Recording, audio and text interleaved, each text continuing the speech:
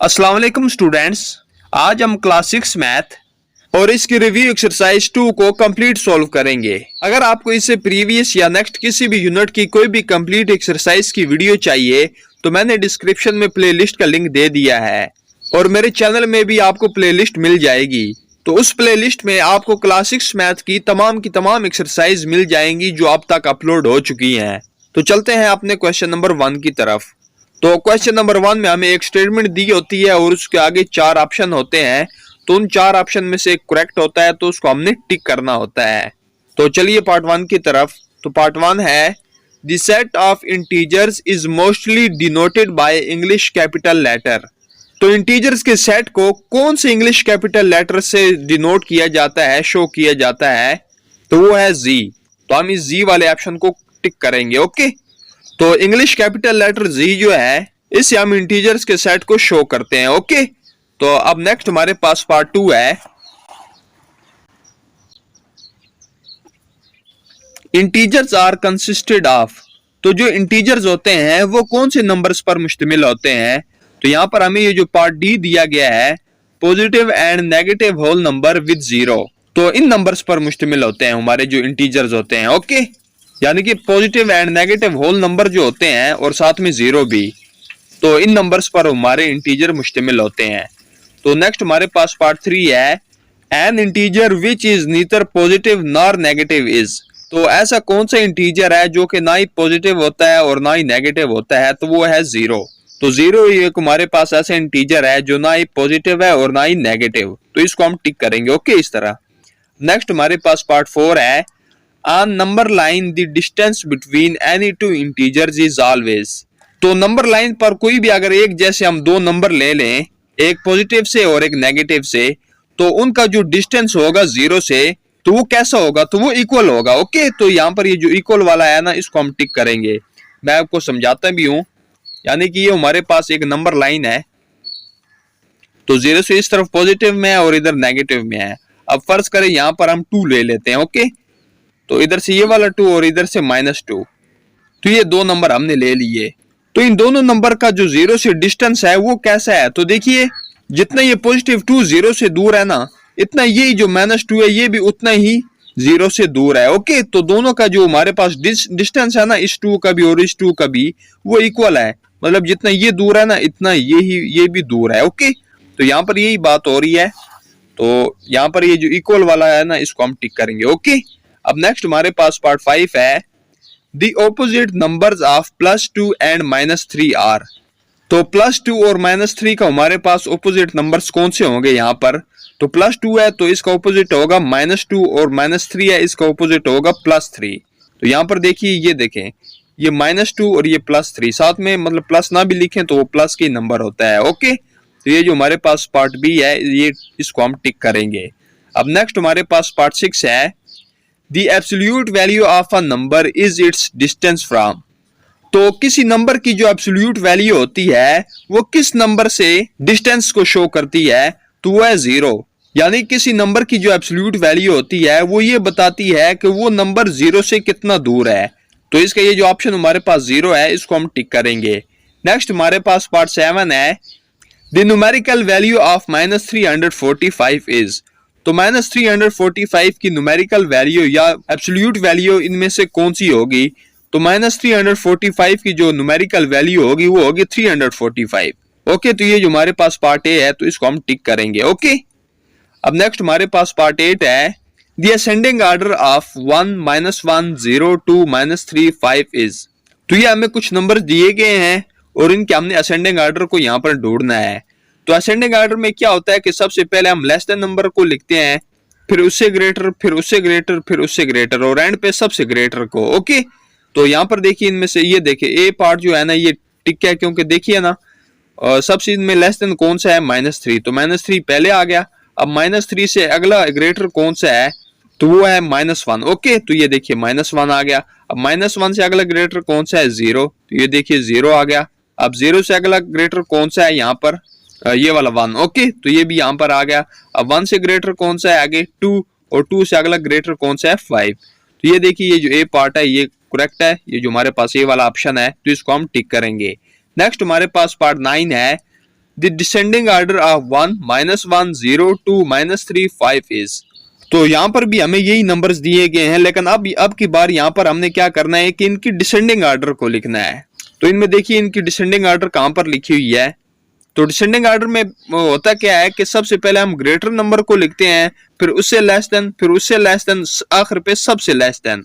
Okay, तो यहाँ पर देखिए हमारे पास सबसे ग्रेटर कौन सा है, 5, तो ये 5 पहले आ गया। अब 5 से अगला हमारे पास लेस देन कौन सा है, तो 2, तो ये भी 2 आ गया। अब 2 से अगला हमारे पास लेस देन कौन सा है, 1, तो देखिए 1 आ गया। 1 से अगला लेस देन 0, तो 0 आ गया। अब 0 से अगला हमारे पास लेस देन कौन सा है, -1, तो ये देखिए -1 भी आ गया।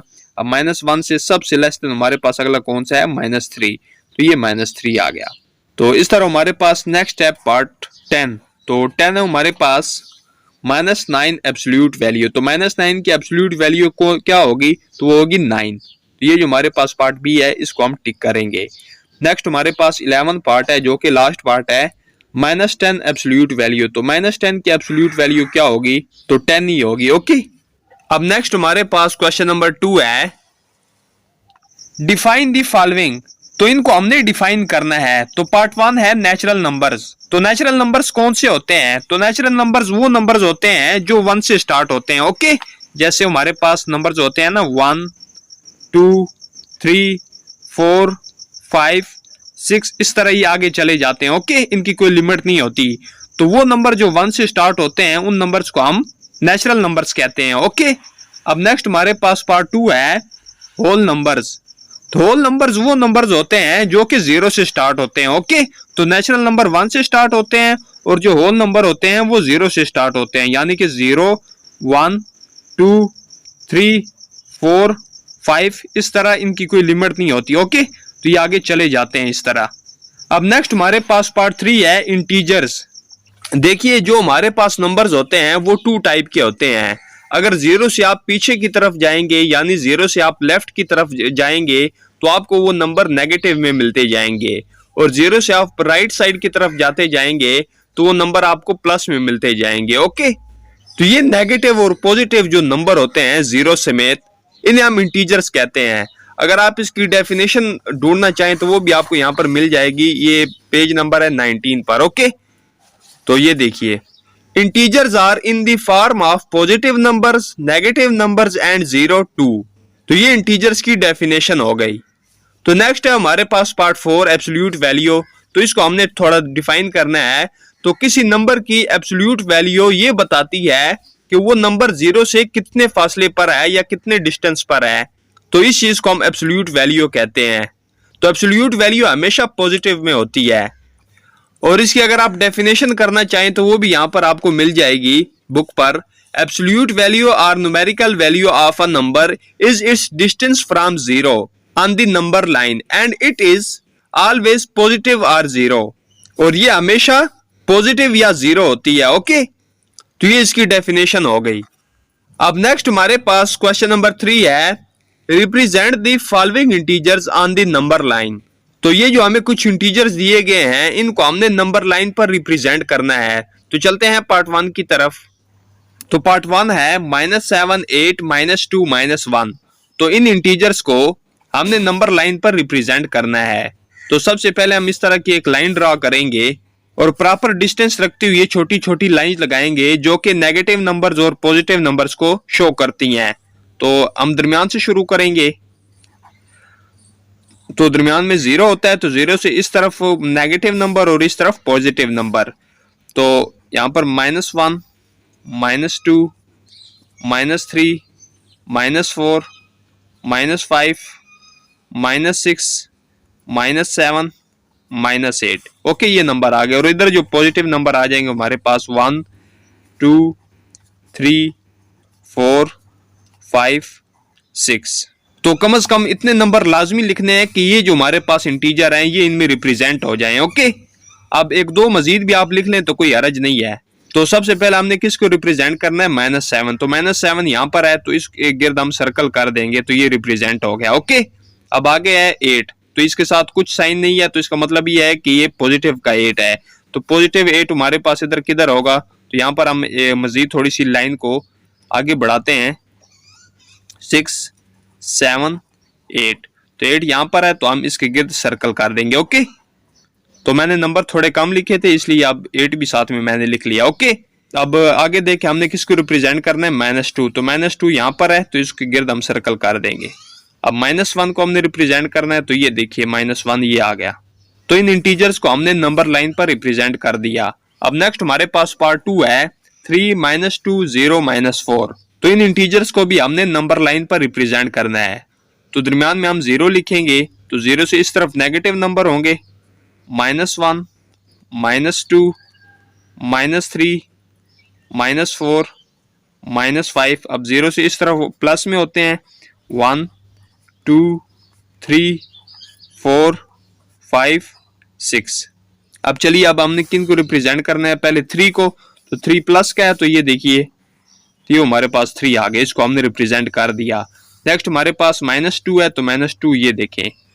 अब आगे 0 है तो 0 ये देखें। अब आगे -4 तो -4 को हम यहाँ पर रिप्रेजेंट कर देंगे। ओके, ये है। अब नेक्स्ट हमारे पास पार्ट 3 है -5, -1, -3, 0।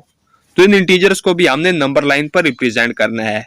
तो सबसे पहले हम इसी तरह की एक लाइन लगाएंगे और इन पर हम वो जो नंबर्स होते हैं माइनस और प्लस में उनको लिखेंगे। तो 0 से इस तरफ माइनस में होते हैं तो -1, -2, -3, -4, -5, -6, -7।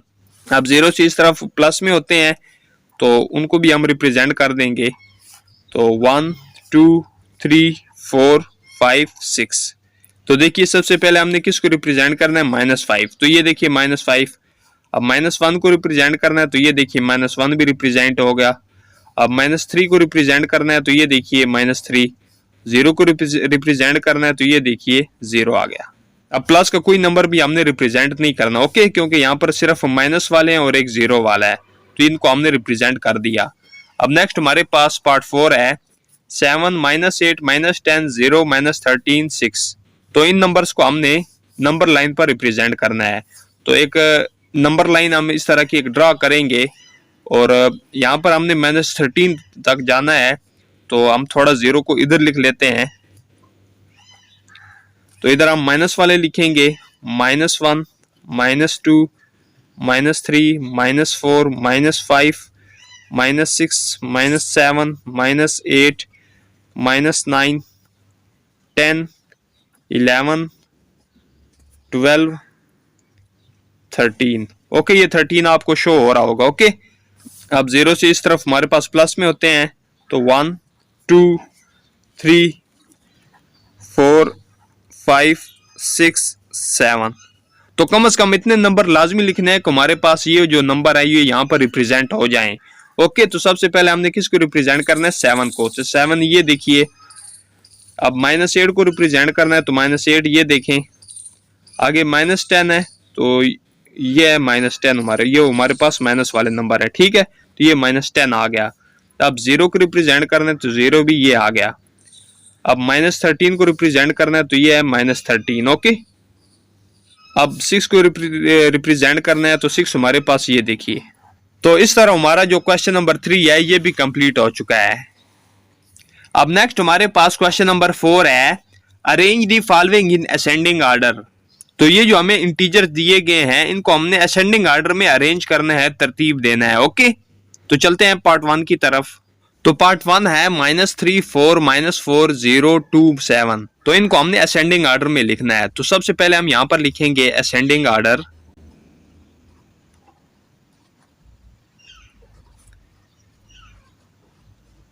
तो असेंडिंग ऑर्डर में लेस देन से ग्रेटर की तरफ जाना होता है, यानी सबसे पहले हम लेस देन नंबर लिखते हैं, फिर उससे ग्रेटर, फिर उससे ग्रेटर, इस तरह एंड पे सबसे ग्रेटर। ओके, तो सबसे पहले हम इनमें से जो सबसे लेस देन नंबर है वो लिखेंगे। तो इनमें सबसे लेस देन नंबर है हमारे पास -4। ओके, तो पहले हम -4 को लिखेंगे। अब -4 से अगला हमारे पास ग्रेटर कौन सा है, जो -4 से इनमें से ग्रेटर है। तो -4 से ग्रेटर है -3, तो हम -3 को लिखेंगे। ओके, अब -3 से अगला ग्रेटर कौन सा है हमारे पास 0, तो हम 0 को लिखेंगे। अब 0 से अगला हमारे पास ग्रेटर कौन सा है इनमें से 2, तो हम 2 को लिख लेंगे। अब 2 से अगला ग्रेटर हमारे पास कौन सा है 4, तो 4 आ गया। अब 4 से अगला ग्रेटर कौन सा है 7, तो ये 7 आ गया। ओके, तो अब नेक्स्ट हमारे पास पार्ट 2 है -7 0 4 -11 1 -13। तो इनको भी हमने असेंडिंग ऑर्डर में लिखना है। तो सबसे पहले हम यहां पर लिखेंगे असेंडिंग ऑर्डर। तो इनमें सबसे लेस देन हमारे पास कौन सा है 13।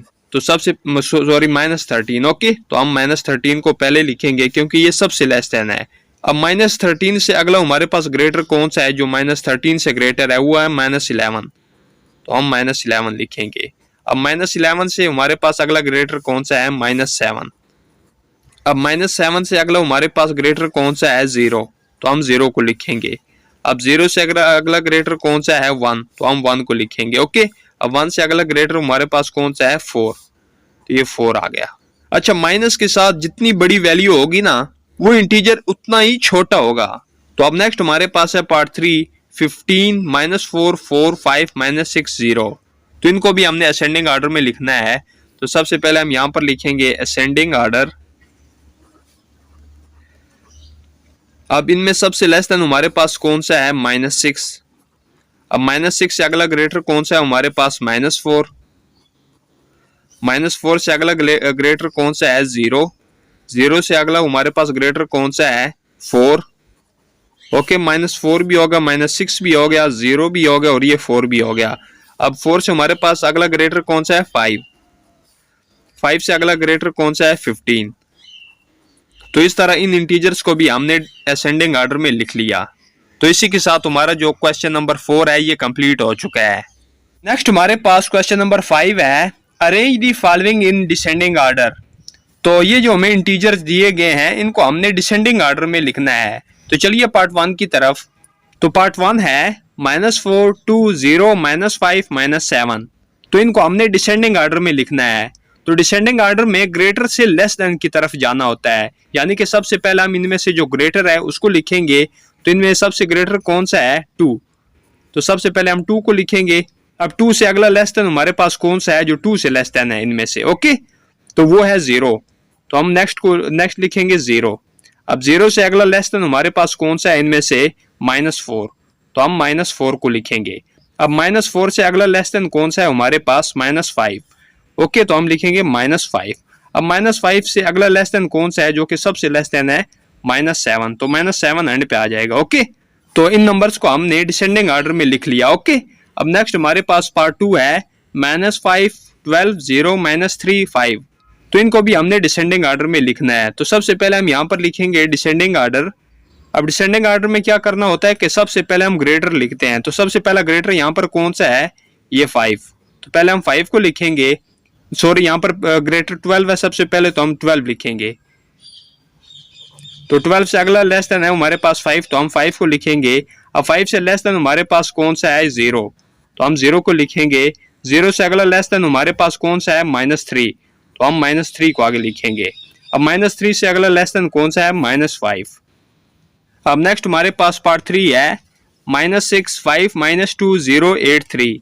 तो इनको भी हमने डिसेंडिंग ऑर्डर में लिखना है। तो सबसे पहले हम यहाँ पर लिखेंगे डिसेंडिंग ऑर्डर। तो इनमें सबसे ग्रेटर कौन सा है 8। तो हम सबसे पहले 8 को लिखेंगे।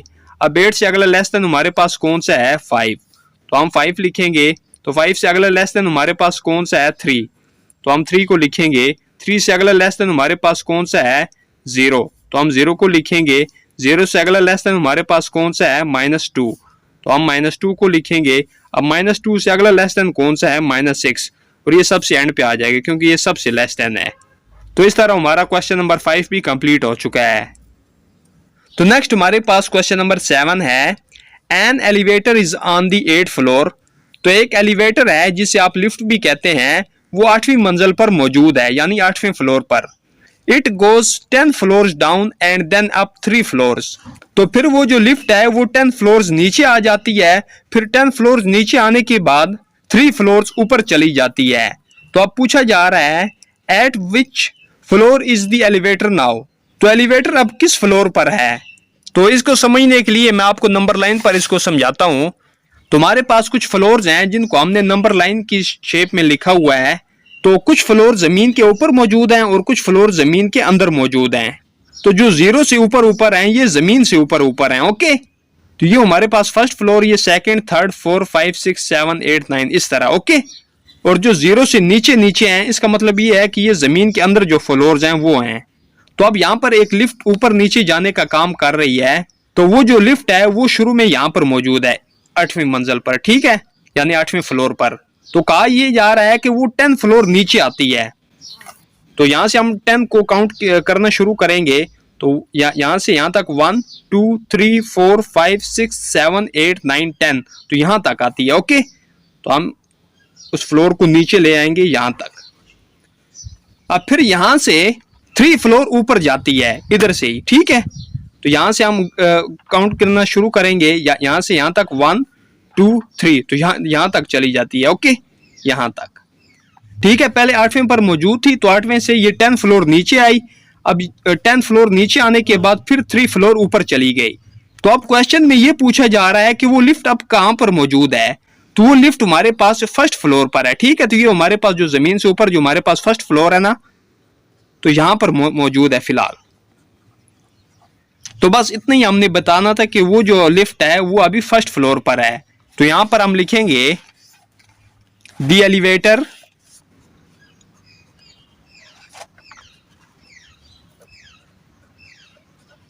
will now be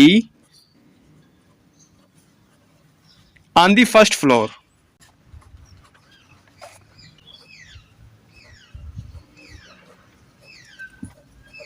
यानी वो जो एलिवेटर है वो अब फर्स्ट फ्लोर पर मौजूद है।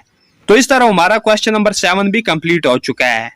नेक्स्ट हमारे पास क्वेश्चन नंबर 8 है, it is -3 degree centigrade to night.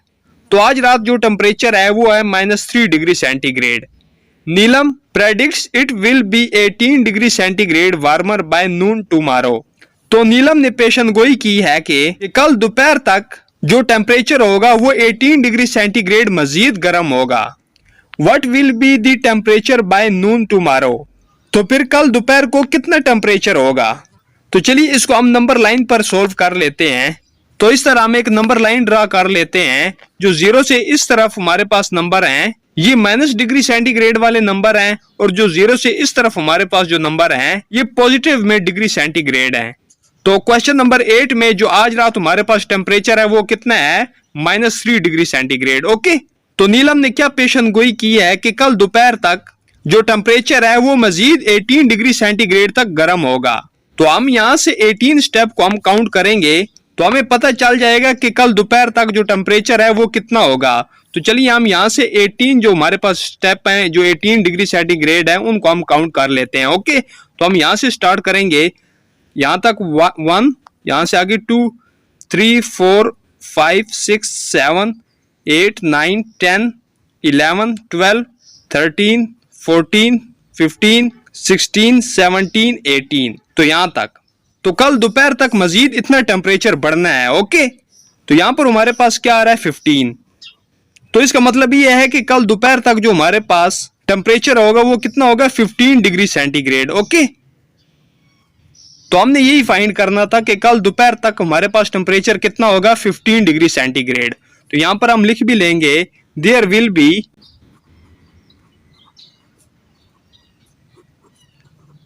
15 degree centigrade temperature tomorrow afternoon. तो नीलम की पेशन गोई के मुताबिक कल दोपहर तक हमारे पास जो टेम्परेचर होगा वो कितना होगा 15 डिग्री सेंटीग्रेड। तो इस तरह हमारा क्वेश्चन नंबर 8 भी कंप्लीट हो चुका है। नेक्स्ट हमारे पास क्वेश्चन नंबर 9 है। तो ये क्वेश्चन नंबर 9 जो है ये आपकी बर्थ ईयर यानी जितनी आपकी एज है तो उसके मुताबिक आपने इसको सोल्व करना है।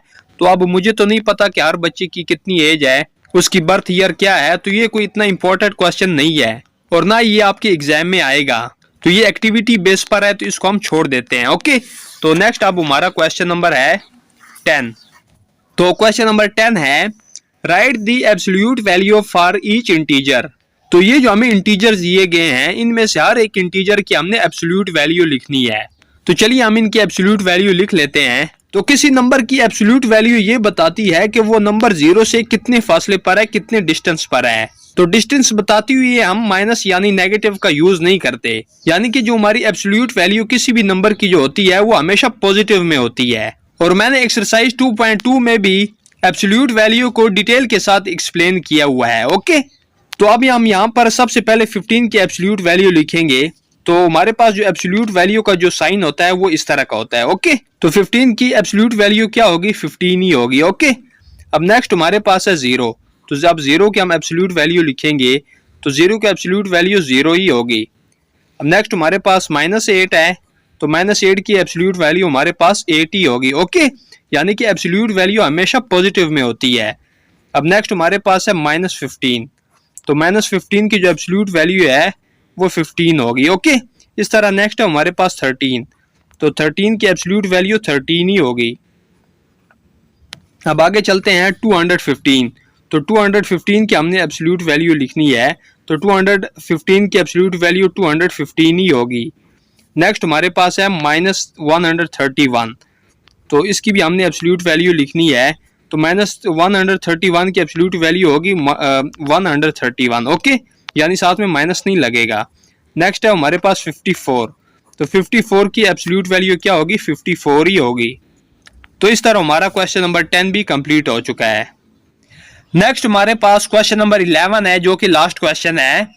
2 metro buses left Kalma Chowk station on the same time, तो 2 मेट्रो बसेस सेम टाइम पर कलमा चौक स्टेशन से निकलती हैं। 1 ट्रेवल 13 किलोमीटर टूवर्ड्स गुजुमाता, तो जो एक बस है उसने गुजुमाता की तरफ 13 किलोमीटर सफर तय किया।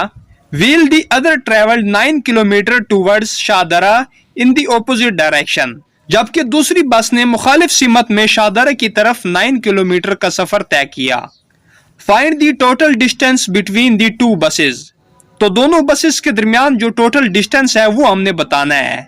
तो दोनों बसेस के दरमियान जो टोटल डिस्टेंस है वो हम कैसे फाइंड करेंगे, इसके लिए हम 9 किलोमीटर और 13 किलोमीटर इन दोनों को हम ऐड कर देंगे, तो हमारे पास टोटल डिस्टेंस आ जाएगा। ओके, तो चलिए, तो सबसे पहले हम यहां पर गिवन डाटा लिखेंगे।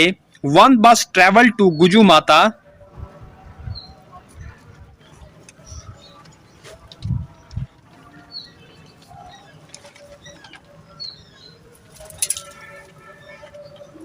तो एक बस ने गुजुमाता की तरफ कितना सफर तय किया, 13 किलोमीटर। तो आगे हम लिखेंगे दी अदर बस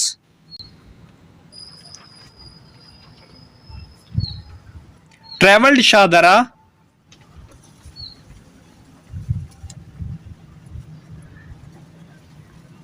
तो दूसरी बस ने शाहदरा की तरफ कितना सफर तय किया, 9 किलोमीटर।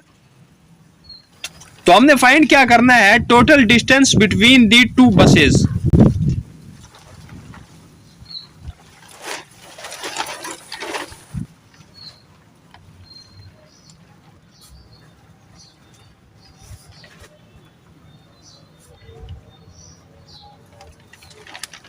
यानी दोनों बसेस के दरमियान जो टोटल डिस्टेंस है वो हमने फाइंड करना है। तो इसके लिए हम क्या करेंगे कि दोनों बसेस ने जितना जितना फासला तय किया है, जितने किलोमीटर फासला तय किया है, उन दोनों को हम ऐड कर देंगे।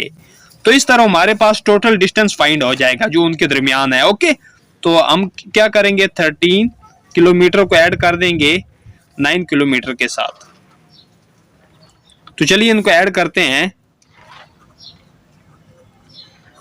9 और 3 12, तो 2 इधर और 1 कैरी, 1 और 1 2, तो ये बन रहा है 22 किलोमीटर। ओके,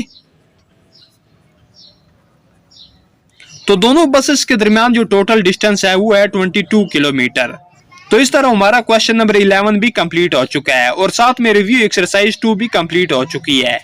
अगर एक्सरसाइज के दौरान कोई आपको डाउट है तो आप मुझे कमेंट करके पूछ सकते हैं। तो वीडियो पसंद आने पर इसको लाइक करें और अपने दोस्तों में शेयर कर दें। अल्लाह हाफिज।